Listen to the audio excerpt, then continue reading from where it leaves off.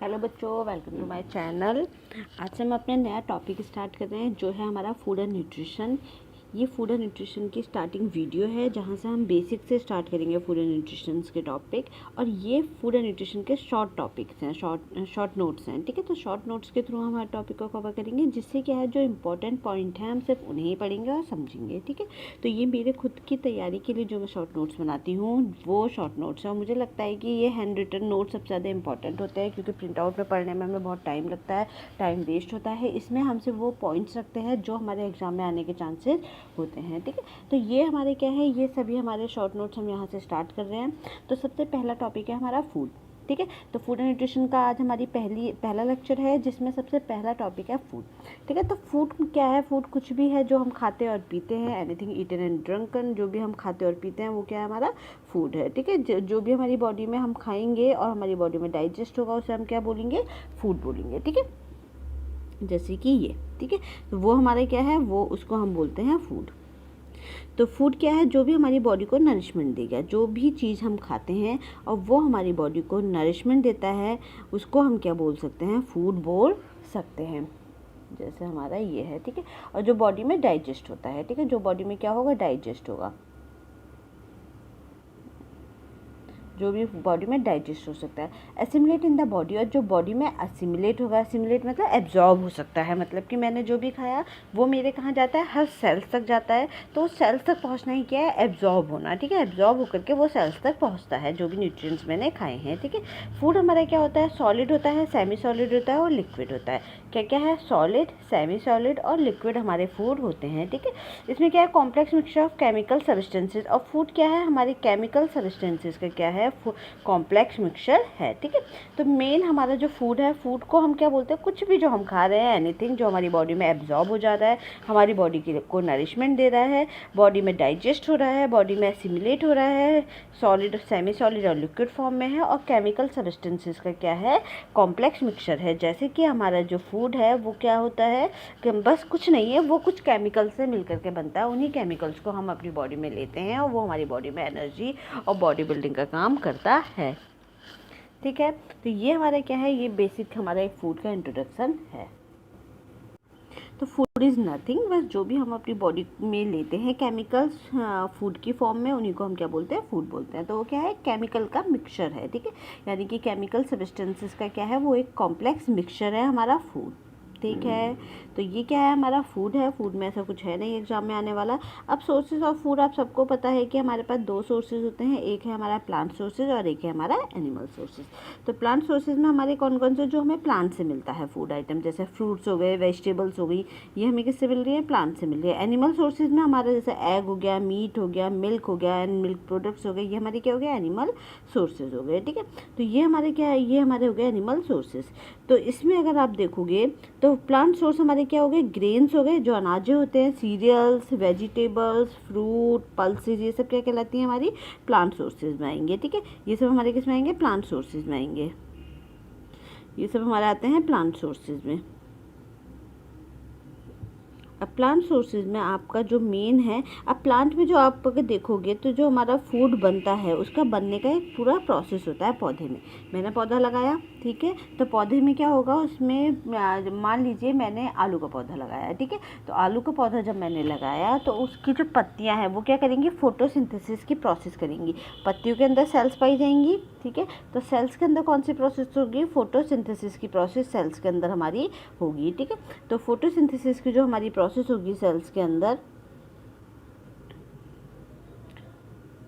Photosynthesis के अंदर जो हमारी सेल्स के अंदर जो प्रोसेस होगी, इसमें क्या होगा? सभी सेल्स के अंदर क्या पाया जाता है? एक क्लोरोफिल पाया जाता है। ठीक है, सेल्स के अंदर क्या पाया जाता है? आपका क्लोरोफिल पाया जाता है। नीचे लिखा भी है पिंक कलर में, ये वाला क्लोरोफिल में क्या कहाँ पाया जाता है? हमारा हमारे सेल्स में पाया जाता है। ठीक है, जितनी भी कोशिकाएं होती है, आपको पता है कि हर जो प्लांट है या एनिमल बॉडी है वो किससे मिलकर बनती है? वो कोशिकाओं से मिलकर बनती है। ठीक है, तो प्लांट और एनिमल बॉडी हमारी किससे मिलकर बनती है? कोशिकाओं से मिलकर बनती है। उन्हीं कोशिकाओं में एक पार्ट पाया जाता है, प्लांट पार्ट, सेल पार्ट पाया जाता है, जिसको हम क्या बोलते हैं? क्लोरोप्लास्ट बोलते हैं। ठीक है, इसी क्लोरोप्लास्ट में क्लोरोफिल पिगमेंट पाया जाता है। क्या पाया जाता है? क्लोरोफिल पिगमेंट, ठीक है। उसी क्लोरोप्लास्ट में हमारा क्या पाया जाता है, एक क्लोरोफिल पिगमेंट पाया जाता है, ठीक है। और यही क्लोरोफिल पिगमेंट क्या करता है आपका, यही क्लोरोफिल पिगमेंट क्या करता है, जो भी धूप से जो सन रेज आती हैं, यूवी रेज जो आती हैं, उनको कैप्चर करता है और वाटर और कार्बन डाइऑक्साइड को ले करके क्या बना देता है, ग्लूकोज बना देता है, ठीक है। तो हमारे क्या है, जो जितनी भी हमारी बॉडी प्लांट है, प्लांट की लीव्स हैं, लीव्स के अंदर हमारे क्या पाया जा रहा है, लीव के अंदर हमारी सेल्स पाई जा रही हैं। उन सेल्स के अंदर हमारी क्या पाई जाएंगी, उस सेल्स के अंदर हमारा क्लोरोप्लास्ट पाया जाएगा। क्लोरोप्लास्ट के अंदर एक क्लोरोफिल पाया जाता है। वो क्लोरोफिल क्या करता है, कार्बन डाइऑक्साइड, वाटर और यूवी रेज यानी कि जो धूप की, जो सूरज की जो किरणें होती हैं, उनको लेकर के क्या बनाता है, ग्लूकोज बनाता है, ठीक है। यही ग्लूकोज अलग अलग बॉडी पार्ट्स में आकर के क्या हो जाता है, स्टोर हो जाता है, ठीक है। बहुत सारे बॉडी पार्ट्स में ये ग्लूकोज क्या हो जाएगा, स्टोर हो जाएगा। किसकी फॉर्म में, स्टार्च की फॉर्म में, जो हम खाते हैं, ठीक है। यानी कि मैंने गेहूं का पौधा लगाया, गेहूं के पौधे ने क्या किया, वाटर लिया, कार्बन डाइऑक्साइड लिया और यूवी रेज लिया, वो लेकर के क्या बना दिया, ग्लूकोज बना दिया। यही ग्लूकोज गेहूं के अनाज में जाकर के क्या हो गया, गेहूं का जो दाना होता है उसमें स्टार्च की फॉर्म में जाकर स्टोर हो गया। हमने वहीं से गेहूं लिया, गेहूं को साफ किया, उसके बाद गेहूं को पीस करके हमने क्या बना दिया, आटा बना दिया, ठीक है। तो यही है हमारा प्लांट सोर्स, समझ में आ गया। तो इस तरीके से हमारा प्लांट सोर्स होता है। प्लांट सोर्स इस तरीके से खाना बनाता है। और हमारे जो एनिमल सोर्स है उसमें तो कुछ है ही नहीं, एग हो गया, मीट हो गया, मिल्क एंड मिल्क प्रोडक्ट्स हो गया, हम वहाँ से फूड ले लेंगे, ठीक है। अपना फूड ले लेंगे, हमने दूध पी लिया, मीट खा लिया, नॉनवेज खा लिया, एग ले लिया, तो वो उससे क्या होगा, हमें फूड मिल जाएगा। तो आपके पास दो सोर्सेज हैं, सोर्सेज ऑफ फूड के, प्लांट सोर्स है और एनिमल सोर्सेज है, ठीक है। अब इसमें क्या है, हमारा प्लांट सोर्स और एनिमल सोर्सेज के बाद बेसिक फूड ग्रुप्स हमारे पास कितने हैं जो हमें दिए गए हैं साइंटिस्ट ने। तो इसमें से हमारा सीरियल एंड सीरियल प्रोडक्ट्स है पहला बेसिक फूड ग्रुप। जनरली कहीं 5 बेसिक फूड ग्रुप है, कहीं 7 भी है, कहीं उससे ज़्यादा भी दे रखे हैं, ठीक है। तो अलग अलग बुक में आपको अलग अलग साइंटिस्ट के द्वारा अलग अलग तरह के फूड ग्रुप मिलेंगे। तो इसी में आपका सबसे पहला है सीरियल एंड सीरियल प्रोडक्ट्स है। सीरियल एंड सीरियल प्रोडक्ट्स में आपका क्या है, जो भी हम ये कह देते हैं, हमें जो हमारे अनाज हम खाते हैं, ठीक है। अनाज हो गया, गेहूं हो गए, चावल हो गए, गेहूं, चावल और आटा वगैरह हम जो भी लेते हैं वो सब हमारा किस में आएगा, सीरियल एंड सीरियल प्रोडक्ट्स में आएगा, जो अनाजें आती हैं, ठीक है। ये हमें क्या देती है, ये हमें सबसे ज़्यादा एनर्जी देती है, यानी कि इसके अंदर स्टार्च पाया जाता है, यानी कि कार्बोहाइड्रेट पाया जाता है, वो हमें सबसे ज़्यादा क्या देता है, एनर्जी देने का काम करता है, ठीक है। एनर्जी देता है, प्रोटीन देता है, इनविजिबल फैट इसमें पाया जाता है, बी विटामिन पाए जाते हैं, आयरन, कैल्शियम एंड फाइबर इसमें पाया जाता है, ठीक है। तो ये हमारा क्या है, सबसे पहला जो बेसिक है वो है हमारा बेसिक फूड ग्रुप में सीरियल एंड सीरियल प्रोडक्ट्स है, जिसका मेन काम क्या है, हमें एनर्जी देना, ठीक है। कार्बोहाइड्रेट का मेन काम क्या होता है, हमें एनर्जी देना, ठीक है।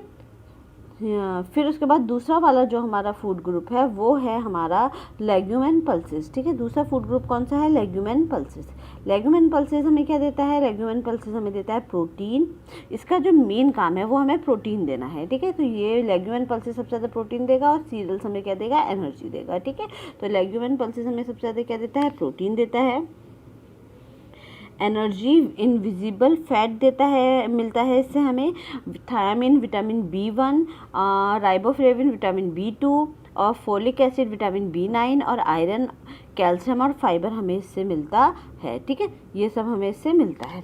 इसके बाद है हमारा मिल्क एंड मिल्क प्रोडक्ट्स। हमारे मिल्क एंड मिल्क प्रोडक्ट्स में हमें सबसे ज़्यादा क्या मिलेगा, प्रोटीन मिलेगा। तो milk and milk products basically हम किसके लिए लेते हैं, प्रोटीन के लिए लेते हैं, ठीक है। फैट के लिए राइबोफ्लेविन और कैल्शियम के लिए भी हमें क्या लेना चाहिए, मिल्क एंड मिल्क प्रोडक्ट लेना चाहिए। तो वो हमें क्या देते हैं, प्रोटीन, फैट, राइबोफ्लेविन और कैल्शियम देते हैं, ठीक है।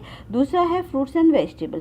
फ्रूट्स एंड वेजिटेबल्स में हम किसके लिए लेते हैं, जितने भी हमें फ्रूट्स और वेजिटेबल, फल और सब्जियां हमें विटामिन और मिनरल्स के लिए हम लेते हैं, ठीक है। फैट एंड शुगर्स हम किसके लिए लेते हैं, एनर्जी के लिए, ठीक है। इससे हमें क्या मिलती है, एनर्जी मिलती है, सिर्फ जो हम फैट खा रहे हैं और जो हम शुगर खा रहे हैं, ठीक है। तो बेसिक फूड ग्रुप हमारे पास 5 हो गए, 1 2 3 4 5, जिसमें फर्स्ट है सीरियल प्रोडक्ट। मेन है उसका एनर्जी देना, लेग्यूम्स का प्रोटीन देना, मिल्क एंड मिल्क प्रोडक्ट्स का भी प्रोटीन है, फ्रूट्स एंड वेजिटेबल का विटामिन एंड मिनरल्स है, फैट एंड शुगर का एनर्जी है, ठीक है। तो ये हमारे बेसिक फूड ग्रुप हैं। हमें हर फूड, जो भी हमारे फूड आइटम है उनको हमने बेसिकली 5 फूड ग्रुप में डिवाइड किया इसके अकॉर्डिंग, ठीक है। बाकी कहीं कहीं 4 भी देखने को मिलता है, कहीं 5 भी, कहीं 3 भी, कहीं 7 भी है। तो ये अलग अलग तरीके के बेसिक फूड ग्रुप देखने को हमें मिलते हैं। इसके बाद नेक्स्ट है हमारा अब अगर हम कोई भी चीज़ खाते हैं, ठीक है, तो फूड को अगर हम खाएंगे तो वो क्या होगा, मान लीजिए मैंने रोटी खाई तो रोटी को जब मैं लूँगी तो वो क्या करेगी, रोटी हमारी डाइजेस्ट होगी, किस में डाइजेस्ट होगी। यानी कि रोटी हमारी किससे मिली हुई है, रोटी हमारी मिलके बनी है केमिकल सब्सटेंसेस से। कौन से केमिकल सब्सटेंसेस उसमें हो सकता है, कार्बोहाइड्रेट हो सकता है, प्रोटीन, फैट, मिनरल्स और विटामिन्स, ठीक है। तो जब मैं रोटी खाऊंगी तो कार्बोहाइड्रेट, प्रोटीन और फैट हम मेरी बॉडी में जाकर के पहले अपनी छोटे फॉर्म में टूट जाएंगे, जिसको हम क्या बोलते हैं, डाइजेस्ट होना। यानी कि कार्बोहाइड्रेट छोटा छोटा टूट जाएगा, प्रोटीन छोटा छोटा टूट जाएगा और फैट छोटा छोटा टूट जाएगा। तो उसका जो सबसे छोटी यूनिट है कार्बोहाइड्रेट, प्रोटीन और फैट की, वो उसमें टूट जाएगा, ठीक है। इसी को हम क्या बोलते हैं, डाइजेस्ट होना, ठीक है। डाइजेस्ट करना हम उसको बोलते हैं। तो इससे फिर डाइजेस्ट होने के बाद ही क्या होगा, हमारा जो न्यूट्रिएंट्स हैं वो एब्जॉर्ब होंगे हमारी बॉडी में। यानी कि हम एब्जॉर्ब होने का मतलब क्या है, मैंने खाना खाया, मेरे वो डाइजेस्टिव सिस्टम में गया, तो मैंने जो रोटी खाई थी वो कार्बोहाइड्रेट, उसके अंदर जो कार्बोहाइड्रेट पाया जाता था वो ग्लूकोज में टूटा। जो मैंने प्रोटीन खाया था, रोटी में जो प्रोटीन था वो अमीनो एसिड में टूटा, क्योंकि वो अमीनो एसिड से ही मिलकर के प्रोटीन बनता है। तो प्रोटीन क्या है, अमीनो एसिड क्या है, प्रोटीन की सबसे छोटी यूनिट है। ऐसे ही ग्लूकोज कार्बोहाइड्रेट की सबसे छोटी यूनिट है, ठीक है। तो ये, और फिर फैट किस में टूटेगा, जो भी इसमें फैट पाया जा रहा है, फैट टूटेगा हमारा, फैट टूटेगा फैटी एसिड्स में और ग्लिसरॉल में, ठीक है। तो वो हमारी बॉडी में जा कर के फिर हमारी स्मॉल इंटेस्टाइन में जाएंगे, जी हमारे जितना भी डाइजेस्टिव सिस्टम है उसमें टूटा, स्मॉल इंटेस्टाइन में जाकर के वो न्यूट्रिएंट्स क्या होंगे, एब्जॉर्ब हो जाएंगे, ठीक है। एब्जॉर्ब हो जाएंगे और कहाँ चले जाएंगे, हमारी बॉडी की सेल्स तक जाएंगे, ठीक है। बॉडी न्यूट्रिएंट्स एब्जॉर्ब होकर के न्यूट्रिएंट्स जो हमारे अमीनो एसिड हो गए, ग्लूकोज हो गया, और जो फैटी एसिड्स हो गए, जो हमारा प्रोटीन, कार्बोहाइड्रेट और फैट से टूट करके निकले हैं, वो हमारे न्यूट्रिएंट्स क्या होंगे, एब्जॉर्ब होंगे। और कहाँ जाएंगे, एब्जॉर्ब होके वो हमारी बॉडी, जितनी भी हमारी सेल्स हैं वहाँ तक जाकर के अपना अपना काम परफॉर्म करेंगे, ठीक है। तो energy in various metabolic activity, अलग तरीके की जो जो एक्टिविटीज़ हमारी बॉडी में चलती हैं उसमें हमें वो एनर्जी देंगे न्यूट्रिएंट्स, और साथ ही साथ हमारी बॉडी को ग्रोथ एंड बॉडी बिल्डिंग में भी ये काम करेंगे न्यूट्रिएंट्स। जितने भी हमारे न्यूट्रिएंट्स टूटे हैं, जो हमारी सेल्स तक गए हैं, अब उनका काम क्या है, जो भी हमारी बॉडी की रिएक्शंस हो रही है उनमें काम करना और हमारी बॉडी को हेल्दी बनाए रखना, और जो भी बॉडी बिल्डिंग का, बॉडी को बनाने का काम है, ग्रोथ करने का काम है, वो सारे न्यूट्रिएंट्स उस काम को करेंगे, ठीक है। तो ये क्या है, ये हमारे कुछ वो हैं पॉइंट है, मतलब मैंने जो भी खाया बस सीधे डाइजेस्ट हुआ, डाइजेस्टिव सिस्टम में जाकर के न्यूट्रिएंट्स एब्जॉर्ब हुए। न्यूट्रिएंट्स एब्जॉर्ब होने के बाद क्या हुआ, वो जो एनर्जी है, जितने भी न्यूट्रिएंट्स हैं उन्होंने अलग अलग मेटाबॉलिक एक्टिविटीज़ के लिए मुझे एनर्जी दी, ठीक है। ग्रोथ एंड बॉडी बिल्डिंग के लिए उन्होंने मुझे एनर्जी दी। इसके बाद है मेरा, ये कुछ पॉइंट्स हैं, ये अभी मैं एक एग्ज़ाम देने गई थी ICAR नेट का, उसमें ये आया हुआ था, तो मुझे ध्यान आया तो मैंने यही लिख लिया इसको। तो वो हम उसमें एग्ज़ाम में आया था कि हमारे बॉडी को कौन फ्री रेडिकल से बचाता है, ठीक है। तो कौन बचाता है, एंटीऑक्सीडेंट बताते हैं। तो एक ऐसी पॉइंट है ये। तो क्यों, क्या होता है, जब भी हम ज़्यादा विटामिन सी खाते हैं, ठीक है, बहुत ज़्यादा जब हम हाई विटामिन सी लेते हैं तो वो क्या करता है, रिमूव कैल्शियम फ्रॉम बोन से कैल्शियम को रिमूव कर देता है। ये सिर्फ छोटे छोटे पॉइंट है जो मुझे कहीं इंपॉर्टेंट पॉइंट मिलते हैं तो मैं लिखती रहती हूँ। अगर हमने ज़्यादा विटामिन सी खाया है तो वो क्या करेगा, बॉडी में बहुत ज़्यादा विटामिन सी खाने से बॉडी की जो कैल्शियम है, बोन कैल्शियम है जो हमारी बोन में, वो उसको हटा देगा, रिमूव कर देगा, यानी कि हमारी बोन जो है वो वीक हो जाएंगी। तो ये बहुत ज़्यादा हमें नहीं खाना चाहिए। दूसरा, एंटीऑक्सीडेंट, ये एग्जाम में आया हुआ क्वेश्चन है कि कौन हमारी बॉडी को फ्री रेडिकल से प्रोटेक्ट करता है, तो कौन करता है, एंटीऑक्सीडेंट प्रोटेक्ट करता है, ठीक है। तो protect body from free radical, कौन हमारी बॉडी को फ्री रेडिकल से प्रोटेक्ट करता है, तो कौन करता है, एंटीऑक्सीडेंट करते हैं, ठीक है। एंटीऑक्सीडेंट क्या होता है, कुछ विटामिन होते हैं, कुछ न्यूट्रिएंट्स होते हैं जो एज ए एंटीऑक्सीडेंट काम करते हैं। इनका जैसे विटामिन ई हो गया, विटामिन ए है, विटामिन सी है, इनका काम क्या होता है, इनका काम होता है अगर बॉडी में बहुत सारी रिएक्शन चलती रहती है तो जब वो रिएक्शन चलती हैं तो कुछ बॉडी में फ्री रेडिकल्स बनते हैं, कुछ केमिकल्स, हार्मफुल केमिकल्स बनते हैं, वो क्या करते हैं, वो बॉडी को डैमेज करना शुरू कर देते हैं। तो ये जो हमारे एंटीऑक्सीडेंट होता है, जैसे विटामिन सी हमारा एंटीऑक्सीडेंट की तरह काम करता है, विटामिन ए हमारा एंटीऑक्सीडेंट की तरह काम करता है, विटामिन ई हमारा एंटीऑक्सीडेंट की तरह काम करता है। तो ये तीनों विटामिन क्या करते हैं, उसको, उन फ्री रेडिकल्स को बॉडी में अपने काम पे लगा देते हैं, बॉडी से बाहर निकालने में हेल्प करते हैं, ठीक है। केमिकल रिएक्शन इन बॉडी, तो फ्री रेडिकल्स कब बनते हैं, केमिकल रिएक्शन होती है हमारी बॉडी में तो हमारी फ्री रेडिकल्स रिलीज होते हैं और ये क्या करते हैं, डैमेज कर देते हैं बॉडी को, ठीक है। तो ये आज का मेन पॉइंट था, जिसमें आपने ये देखा है कि ज़्यादा विटामिन सी लेंगे तो हमारा कैल्शियम रिमूव हो जाएगा बोन से। एंटीऑक्सीडेंट हमारी प्रोटेक्ट करता है बॉडी इसके को फ्री रेडिकल से। केमिकल रिएक्शन होती रहती है बॉडी में, जिससे क्या होता है कुछ फ्री रेडिकल्स निकलते हैं, वो बॉडी को डैमेज होने से बचाते हैं। इसके आगे का हम कल पढ़ेंगे। आगे का आज हमने बहुत छोटा वीडियो बनाया है, लेकिन आगे आगे मैं इसका पूरा 1 घंटे का लेक्चर स्टार्ट करूँगी, जिसमें पूरा पर्टिकुलर एक टॉपिक में कवर करूँगी। ठीक है, तो आज हम यहीं तक पढ़ते हैं। सिर्फ ये वाला टॉपिक जो मैंने आपको पढ़ाया है, इसमें मेन ये वाला पॉइंट है जो लास्ट अभी कुछ महीने पहले मैं एग्ज़ाम देने गई थी ICAR का, तो उसमें आया था। ठीक है, चलिए, thank you everyone, have a nice day.